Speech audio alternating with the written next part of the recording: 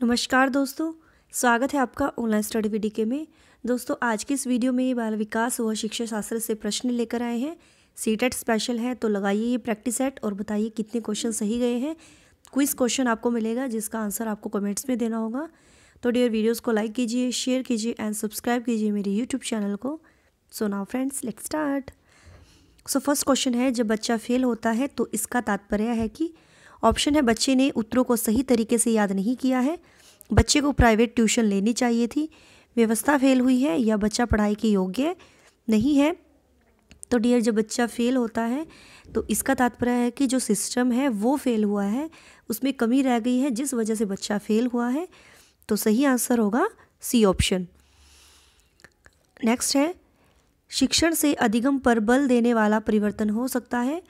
Option है बाल केंद्रित शिक्षा पद्धति अपनाकर, रटने को प्रोत्साहित करके, अग्र शिक्षण की तकनीक अपनाकर या परीक्षा परिणामों पर केंद्रित होकर। तो शिक्षण से अधिगम पर बल देने वाला जो परिवर्तन हो सकता है तो डियर वो बाल केंद्रित जो शिक्षा है, चाइल्ड सेंटर्ड जो एजुकेशन है उसको अपनाकर शिक्षण से अधिगम पर बल देने वाला ये परिवर्तन हो सकता है। So first option is right. Next है, बीजों का अंकुरण संकल्पना के शिक्षण की सबसे प्रभावी पद्धति है। तो ऑप्शन जो है डियर वो देख लीजिए, विद्यार्थियों द्वारा पौधे के बीज बोना और उसके अंकुरण के चरणों का अवलोकन करना, श्यामपट्ट पर चित्र बनाना और वर्णन करना, बीज की वृद्धि के चित्र दिखाना या विस्तृत व्याख्या करना। तो डियर सही आंसर जो होगा वो है कि बीजों का जो अंकुरण है उसकी संकल्पना पढ़ाते समय जो शिक्षण की सबसे प्रभावी पद्धति है वो है विद्यार्थियों द्वारा पौधों के बीज बोने के लिए कहना और उसका जो अंकुरण है, उसके जो चरण है स्टेप बाय स्टेप उसका ऑब्जर्वेशन करने के लिए कहना उनको। तो सही आंसर जो होगा ए ऑप्शन। समावेशी शिक्षा जो है, इंक्लूसिव जो एजुकेशन है, कक्षा में विविधता का उत्सव मनाती है, दाखिले संबंधी कठोर प्रक्रियाओं को बढ़ावा देती है, तथ्यों की शिक्षा मतारोपण से संबंधित है या हाशिए पर स्थित वर्गों से शिक्षकों को सम्मिलित करने से संबंधित है। तो डियर इंक्लूसिव एजुकेशन जो होती है वो कक्षा में विविधता का, डाइवर्सिटी का उत्सव मनाती है, क्योंकि उसमें क्या है अलग अलग जिनमें विविधता पाई जाती है, डाइवर्सिटी पाई जाती है, तो उसको एक समान एक शिक्षा प्रोवाइड की जाती है। तो फोर्थ का ए ऑप्शन इज राइट। निम्नलिखित में से कौन सा वस्तुनिष्ठ प्रश्न है, ऑब्जेक्टिव प्रश्न है? लघुत्तरात्मक प्रश्न, मुक्त उत्तर वाला प्रश्न, सत्य असत्य या निबंधात्मक प्रश्न। तो 5 का सही आंसर जो होगा डियर कौन सा वस्तुनिष्ठ प्रश्न है वो है सत्य या असत्य। ट्रू फॉल्स जो होते हैं वो ऑब्जेक्टिव प्रश्न होते हैं। नेक्स्ट है, निम्नलिखित में से कौन सी प्रगतिशील शिक्षा की विशेषता है जो प्रोग्रेसिव जो एजुकेशन है उसकी विशेषता है? ऑप्शन है केवल प्रस्तावित पाठ्य पुस्तकों पर आधारित अनुदेश, परीक्षाओं में अच्छे अंक प्राप्त करने पर बल, बार बार ली जाने वाली परीक्षाएं या समय सारणी और बैठने की व्यवस्था में लचीलापन। सही आंसर जो होगा विशेषता जो पूछा है प्रोग्रेसिव एजुकेशन की, समय सारणी और बैठने की व्यवस्था में लचीलापन। सो डी ऑप्शन इज राइट। अगला है, एक शिक्षक प्रश्न पत्र बनाने के बाद यह जांच करता है कि क्या प्रश्न परीक्षण के विशिष्ट उद्देश्य की परीक्षा ले रहे हैं, वह मुख्य रूप से प्रश्न पत्र की किसके बारे में चिंतित है। तो इसका आंसर आपको कमेंट्स में देना होगा। क्विज का क्वेश्चन है ये 7th का। संपूर्ण विषय वस्तु को शामिल करने, प्रश्नों के प्रकार, विश्वसनीयता या वैधता।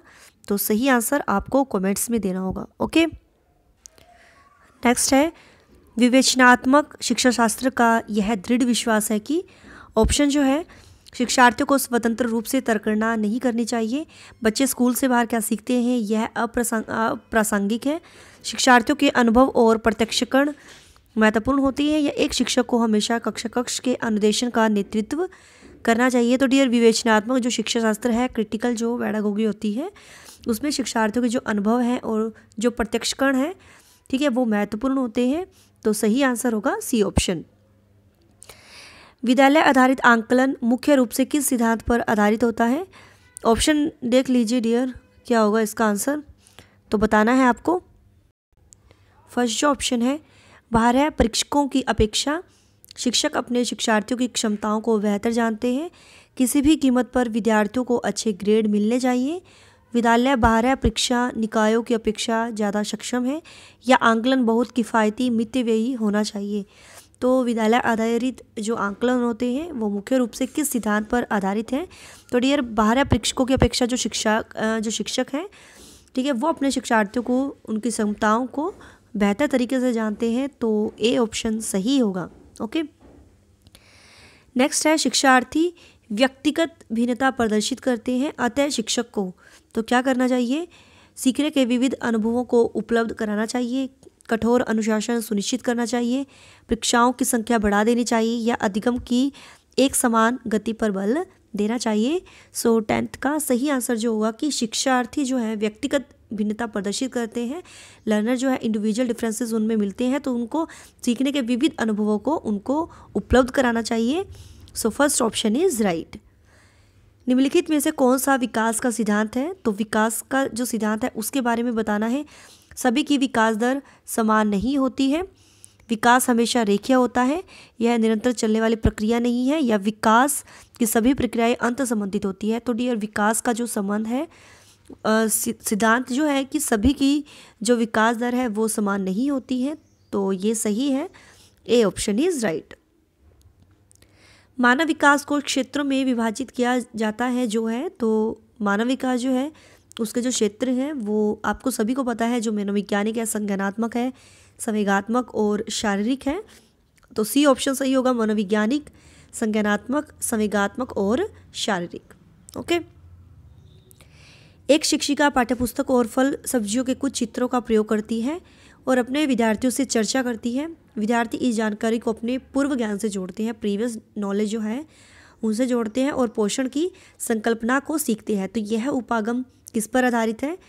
अधिगम के एक शास्त्रीय अनुबंध, पुनर्बलन के सिद्धांत, अधिगम के सक्रिय सिद्धांत, या ज्ञान के निर्माण। 13 का सही आंसर जो होगा डियर ज्ञान के निर्माण, तो डी ऑप्शन इज राइट। जब बच्चे की दादी उसे उसकी माँ की गोद में लेती है तो बच्चा रोने लगता है, बच्चा किसके कारण रोता है? सामाजिक दुश्चिंता, संवेगात्मक दुश्चिंता, अजनबी दुश्चिंता, या वियोग दुश्चिंता। तो 14 का सही आंसर जो होगा बी ऑप्शन, संवेगात्मक दुश्चिंता। ओके, अगला है शिक्षा के संदर्भ में समाजीकरण से तात्पर्य है सोशलाइजेशन।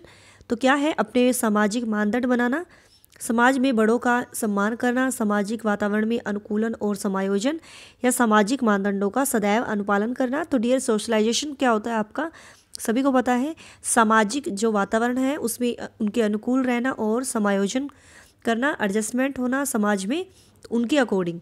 तो सही आंसर जो होगा C option.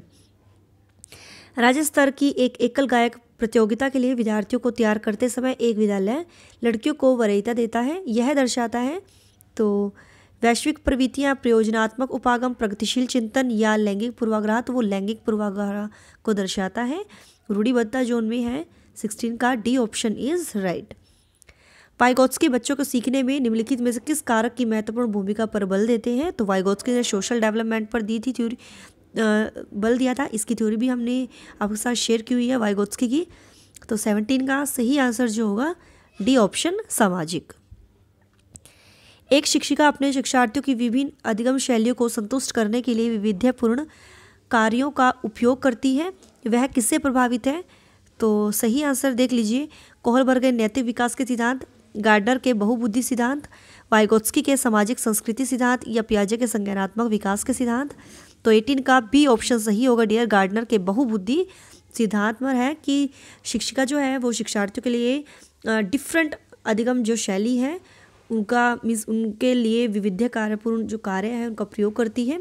So B option is right. एक शिक्षिका अपने आप में कभी भी प्रश्नों का उत्तर नहीं देती है, वह अपने शिक्षार्थियों को या विद्यार्थियों को उत्तर देने के लिए समूह चर्चाएं और सहयोगात्मक अधिगम अपनाने के लिए प्रोत्साहित करती है। यह जो उपागम है किसके सिद्धांत पर आधारित है? तो डियर किस पर सिद्धांत ये वो है, किस पर आधारित है? तो वो उनका पार्टिसिपेशन करवा रही है बच्चों का, खुद वो उनका आंसर नहीं देती है, डिबेट समूह चर्चा में उनको भागीदारी उनकी बना रही है, तो सक्रिय भागीदारिता। तो ये इस सिद्धांत पर आधारित है, उनको पार्टिसिपेशन के लिए उनको मोटिवेट कर रही है, प्रोत्साहित कर रही है ताकि वो खुद आंसर करें। सो डी ऑप्शन इज राइट। निम्नलिखित में से कौन सा शिक्षक से संबंधित अधिगम को प्रभावित करने वाला कारक है? तो कौन सा है ऑप्शन देख लीजिए डियर, निम्नलिखित में से कौन सा शिक्षक से संबंधित अधिगम को प्रभावित करने वाला कारक है। तो सही ऑप्शन जो होगा, विषय वस्तु में जो प्रवीणता होती है वो अधिगम को प्रभावित करने वाला कारक होता है। So D option is right. Kohlberg के अनुसार शिक्षक बच्चों में नैतिक मूल्यों का विकास कर सकता है। ऑप्शन देख लीजिए कैसे कर सकता है। 21 का, नैतिक मुद्दों पर आधारित जो चर्चाएं हैं उनमें उनको शामिल करके उनमें नैतिक मूल्य जो है, मोरल वैल्यूज़ वो डेवलप की जा सकती है। नैतिक मुद्दों जो होते हैं, मोरल जो मुद्दे होते हैं, अगर उन चर्चाओं में बच्चों को शामिल करें तो उनमें भी वो वैल्यूज़ डेवलप होती हैं बच्चों में। सही आंसर होगा सी ऑप्शन। छोटे बच्चों को कक्षा कक्ष में समवयस्कों के साथ अंतःक्रिया करने के लिए प्रोत्साहित करना चाहिए, जिससे, तो सभी को पता है छोटे बच्चों को कक्षा कक्ष में समवयस्कों के साथ अंतःक्रिया इंटरेक्शन करने के लिए उनको प्रोत्साहित करना चाहिए। क्यों?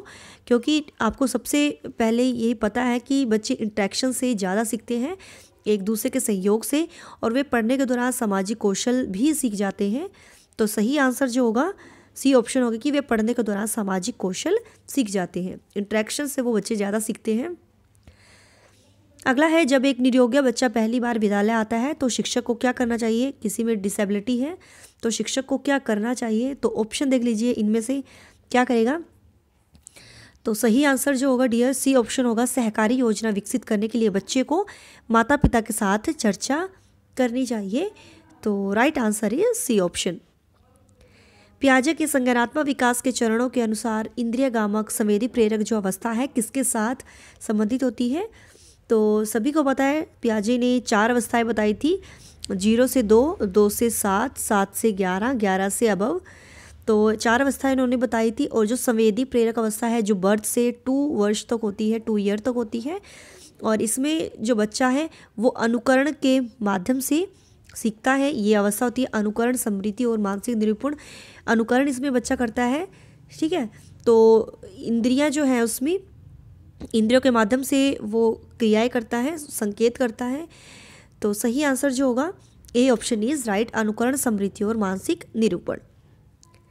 मानव व्यक्तित्व परिणाम है, जो मानव का व्यक्तित्व है, पर्सनैलिटी है, किसका परिणाम है। तो पता ही है आपको, जो आनुवंशिकता होती है और जो वातावरण है, इन्वायरमेंट है, उनका जब इंट्रैक्शन होता है, अंतःक्रिया होती है, उनसे मानव व्यक्तित्व इफेक्ट होता है। तो मानव व्यक्तित्व जो है आनुवंशिकता और वातावरण की अंतःक्रिया का परिणाम है। शिक्षण अधिगम प्रक्रिया में व्यक्तिगत रूप से ध्यान देना महत्वपूर्ण है, क्योंकि क्यों है। तो ऑप्शन देख लीजिए डियर, जो शिक्षण अधिगम प्रक्रिया में व्यक्तिगत रूप से इंडिविजुअल तरीके से ध्यान देना महत्वपूर्ण है, क्योंकि क्या होता है इससे कि जो बच्चों की, आपको पता है कि बच्चों की जो विकास दर होती है वो भिन्न होती है। कोई जल्दी सीखता है, कोई धीरे सीखता है, तो वो भिन्न तरीके से सीख सकते हैं। तो इसीलिए इंडिविजुअल तरीके से ध्यान देना ज़रूरी है। So D option is right. निम्नलिखित में से कौन सी समस्या समाधान की वैज्ञानिक पद्धति का पहला चरण है। तो कौन सा है। तो समस्या समाधान की वैज्ञानिक पद्धति है, तो सबसे पहले तो हमें समस्या के प्रति जागरूक होना ज़रूरी है, उसके लिए तभी हम उसका समाधान कर सकते हैं। तो पहला जो चरण है समस्या के प्रति जागरूकता, जागरूक होना हमें ज़रूरी है उसके लिए, कोई भी समस्या है। तो सही आंसर जो होगा फर्स्ट चरण माना जाता है, समस्या के प्रति जागरूकता। अगला है, निम्नलिखित में से कौन सा सीखने का क्षेत्र है। सीखने का क्षेत्र है जो अनुभविक, भावात्मक, आध्यात्मिक या व्यावसायिक। 28 का सही आंसर जो होगा भावात्मक। ओके, जब बच्चा कार्य करते हुए उबने लगता है तो यह इस बात का संकेत करता है। तो जब बच्चा कार्य करते समय उबने लगता है तो सही आंसर होगा कि संबद्ध जो कार्य है वो यांत्रिक रूप से बार बार हो रहा है, तो अगेन अगेन वो यूज़ कर रहा है, ठीक है। तो ए ऑप्शन इज राइट।